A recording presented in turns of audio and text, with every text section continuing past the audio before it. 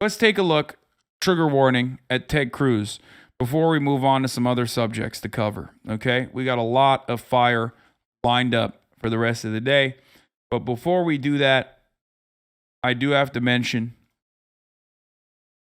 Ted Cruz time. Ted Cruz is very, very upset at what's going on, okay?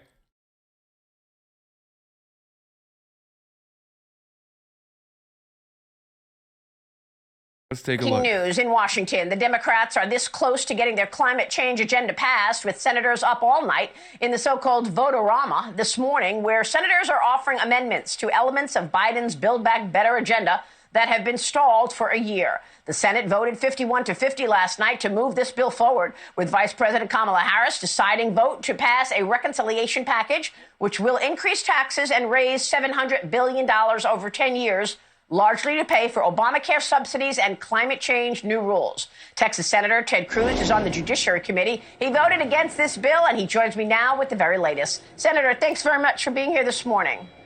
Well, good morning, Maria. Good to be with you. Can you tell us about the amendments and the happenings right now in the Senate? Will this bill pass?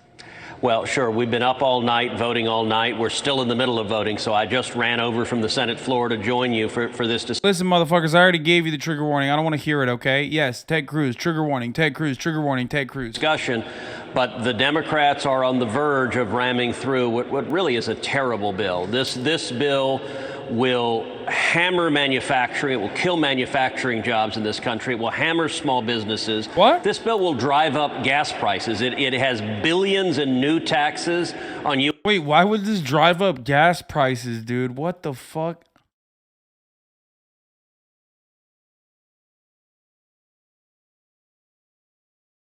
Ted Cruz using the greatest thing that you could use, which is, of course, just making shit up. Awesome. U.S. oil and gas production. We introduced amendments trying to take those new taxes out. So all the Democrats say they're worried and want to lower gas prices. They all just voted to raise gas taxes and to raise your price at the pump. This bill creates 87,000 new IRS agents. It doubles the size of the IRS. Those IRS agents are designed to come after you. They're not designed to come after the billionaires and the big corporations. They're designed to come after small businesses and working families across this country. The Democrats are making the IRS bigger than the Pentagon, plus the Department of State, plus the FBI, plus the Border Patrol combined. The IRS is going to be bigger. This is a massive power grab. And I got to say, it's amazing, Maria, watching these Democrats, amendment after amendment, common sense amendments, they vote against. I introduced an amendment to say, don't create 87,000 new IRS agents. Every Democrat voted no. I just introduced an amendment to say that Joe Biden and the federal government should not be able to sell oil from our strategic petroleum reserve to the Chinese communists. Biden sold over 2 million barrels of oil to the Chinese communists. Every Democrat but 4 voted no. They are bound and determined to try to ram this terrible bill through. I want to get your take on a so-called wraparound amendment. I know that there were also amendments to try to get the Democrats to acknowledge that there is a wide open border. Will any of those... I love her so much. She's just like... It's kind of wild to consider how, like Republicans will totally let go of their insanely misogynistic tendencies when it comes to some of the Republican commentators that are in positions of power. You know what I mean? She has. I'm sorry. You don't often see me shit on Vocal Fry or anything, and it's totally fine. But she is so unique. Her voice is so fucking unique that it is I don't know what it is. It just penetrates my brain in a way that no other voice is able to do. Amendments stick, and what about a wraparound amendment at the end of the day that deletes all the other amendments that you would try to get through? Well, right now, it may be that the Democrats don't even need to force through a wraparound amendment because they've managed to keep their side. They've kept party discipline where even the supposed moderates have been willing to vote against common sense bills. For example, as I said, every single Democrat, all of them voted to increase gas taxes. So the next time you see a Mark Kelly in Arizona, or Raphael Warnock in Georgia, or a Maggie Hassan in New Hampshire, or a Michael Bennett in Colorado, or Catherine Cortez Masto in Nevada say, hey, we want gas prices to be lower, you know they are lying, because called out some of the, not Raphael Warnock, but like some of the people that she called out are specifically like the moderate or people in like dangerous seats, I guess. They stood up and voted, raise the gas taxes, stick it to the producers, make our consumers pay more at the pump. That's the end result they want, and their voting record proves it. Well, it looks like they're going to be successful in this. And do you believe that taxes will go higher on most Americans? What about that promise that taxes would not be impacted for anybody making $400,000 or less? Well, it's a flat-out lie. The Congressional Budget Office analyzed this bill, and it concluded a very large portion of it would be borne by people making under $400,000 a year, that just about every group of taxpayers would see their taxes go up. The Democrats know this, and by the way, we had amendments to say, let's not have any of these taxes fall on people making under $400,000. The Democrats all voted no. They are lying, and you know what they're counting on? They're counting on the corporate media just carrying their water for them and saying, oh, your taxes are not going up. It's not the truth. Wow. They know it's not the truth, but they expect the corporate media not to tell people. So unless they're watching your show or a handful of others, they're not hearing what's actually in this terrible bill.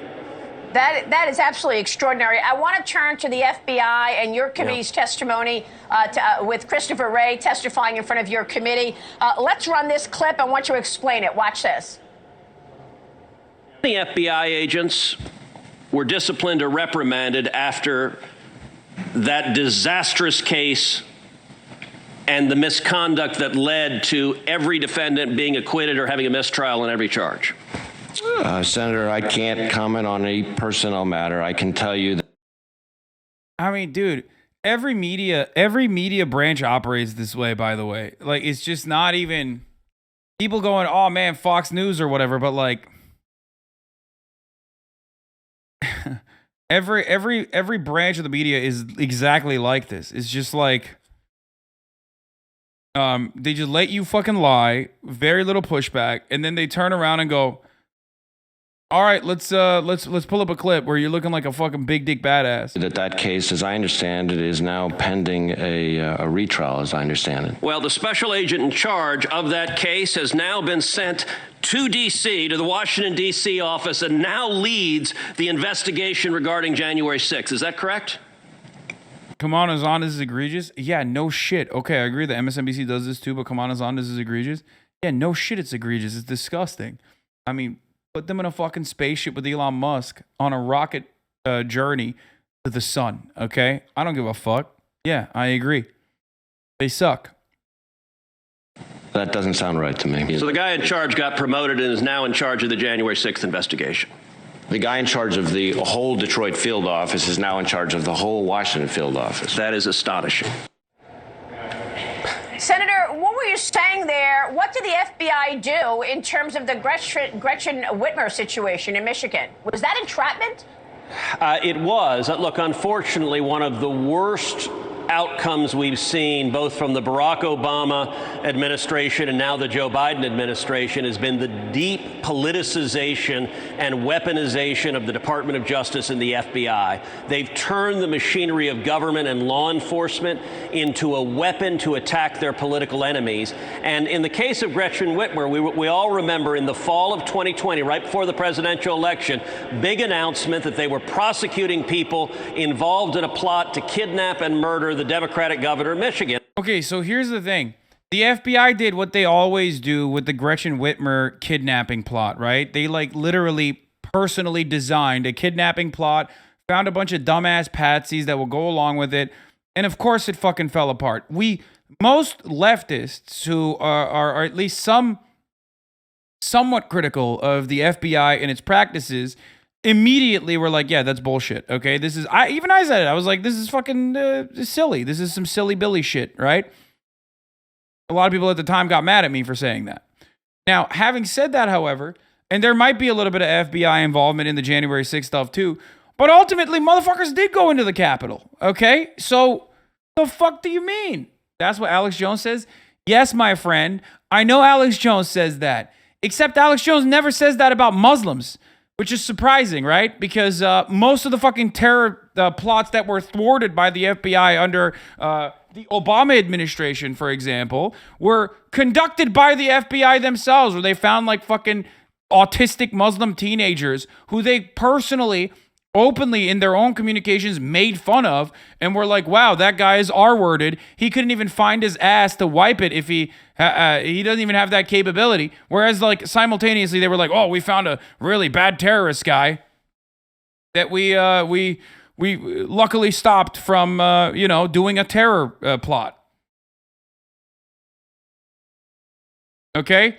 That's true, by the way. Straight up. Everything I just mentioned. Now, they would use beautiful women to message them out of the blue, at least in 2 local cases. Fucked up. However,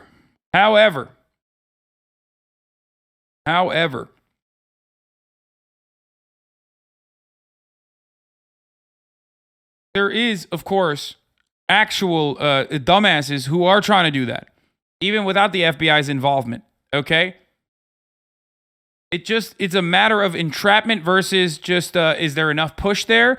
Or is there enough enthusiasm across the board and the FBI is like just kind of there alongside the process? And when it comes down to it, I think the January 6th insurrection is a little bit more on the other side. The Gretchen Whitmer kidnapping was certainly more FBI involvement and less the own personal interests of these fucking idiots. But January 6th, on the other hand, still FBI involvement, but FBI involvement, if you were to look at both the FBI involvement and genuine enthusiasm to do insurrection, I would say genuine enthusiasm to do insurrection was certainly top of mind, top priority. So the idea that Ted Cruz is like using one instance of the FBI being fucking bad and doing classic FBI shit, and to defend wine moms and HVAC business owners that fucking travel from Arkansas to DC to go and like try to kill Nancy Pelosi and Mike Pence or whatever. Yeah, I'm sorry. There's a difference there. These motherfuckers were so cocky that they live streamed themselves doing this shit because they thought that there would be no repercussions for it. How are you going to sit here and be like, oh, the FBI did that? It's like, no, motherfucker, they did that because they knew nothing would come of it.